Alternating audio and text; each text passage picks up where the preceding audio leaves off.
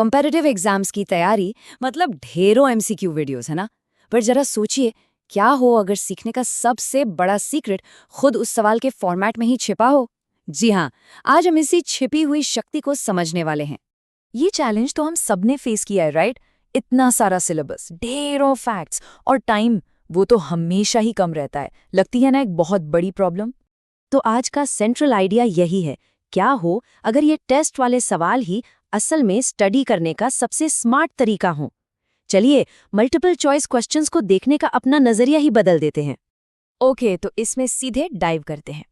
इसे समझने के लिए हम हिस्ट्री के एक स्टैंडर्ड क्वेश्चन से शुरू करेंगे और देखेंगे कि पर्दे के पीछे चल क्या रहा है।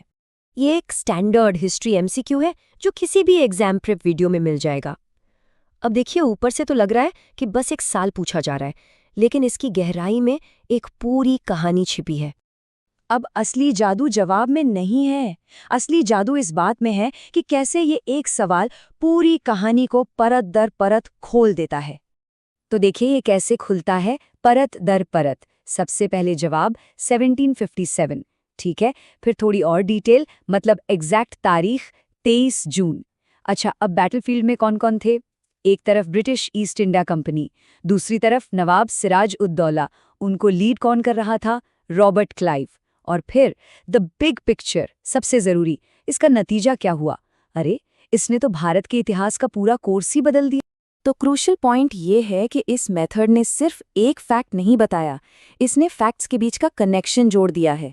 ये रटना नहीं है, ये कॉन्टेक्स्ट के साथ समझना है। तो क्या ये टेक्निक सिर्फ हिस्ट्री के लिए काम करती है? चलिए सब्जेक्ट बदलते हैं और देखते हैं कि ये फिजिक्स जैसे मुश्किल और डरावने लगने वाले टॉपिक के साथ कैसे काम करती है। ये मजेदार कोट सीधा सोर्स वीडियो से है और ये दिखाता है कि ये मेथड मुश्किल कॉन्सेप्ट्स को भी कितना एंगेजिंग और मेमोरेबल बना सकता है। देखिए कैसे न्यूक्लियर फिजन जैसे भारी भरकम साइंटिफिक टर्म को सिंपल डाइजेस्टिबल पार्ट्स में तोड़ा गया है। ये सिर्फ एक डेफिनेशन नहीं है, ये एक प्रोसेस की शुरुआत है। और यहीं से शुरू होती है चेन रिएक्शन।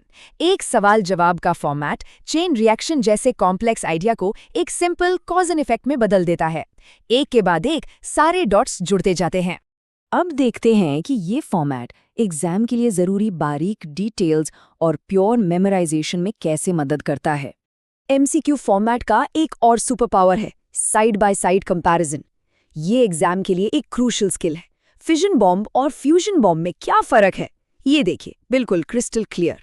और मजे की बात यह है कि ये सिर्फ ड्राई फैक्ट्स के बारे में नहीं है।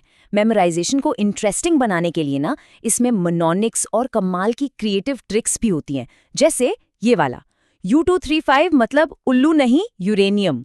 अब बताइए ये कैसे भूलेंगे? यही छोटी छोटी तरकीबें हैं जो इन्फॉर्मेशन को दिमाग में एकदम चिपका देती। तो वो शक्तिशाली लर्निंग फ्रेमवर्क क्या है जो इस पूरे समय काम कर रहा है? चलिए इसके पीछे के साइंस को समझते हैं। तो इस पूरे मेथड के पीछे 3 कोर आइडियाज काम कर रहे हैं। पहला, स्ट्रक्चर्ड डिकंस्ट्रक्शन, मतलब एक सवाल से शुरू करके बड़े टॉपिक को तोड़ना। दूसरा, कंसेप्चुअल लिंकेज, फैक्ट्स को आपस में जोड़कर एक कहानी बनाना। और तीसरा, एक्टिव एंगेजमेंट, ह्यूमर और ट्रिक्स का इस्तेमाल करके उसे दिमाग में लॉक कर देना। पता है, इस पूरे प्रोसेस का एक साइंटिफिक नाम भी है। इसे कहते हैं एक्टिव रिकॉल, मतलब दिमाग पर थोड़ा जोर डालकर इन्फॉर्मेशन को याद करना, न कि बस पैसिव तरीके से पढ़ते या सुनते जाना। जब हम किसी सवाल का जवाब खुद से सोचते हैं ना, तो हमारा ब्रेन उस नॉलेज को और भी ज्यादा मजबूत कर लेता है। सच कहूं तो यही इसका असली सीक्रेट सॉस है। तो बॉटम लाइन ये है कि ये मेथड लर्निंग को पैसिव लेक्चर सुनने से बदलकर एक एक्टिव डिस्कवरी प्रोसेस बना देता है, जहां हम खुद ज्ञान की खोज कर रहे हैं। तो सवाल ये है कि इस पावरफुल टेक्निक से अब अगला कौन सा कॉम्प्लेक्स टॉपिक अनलॉक होने वाला है? The power is now in your hands.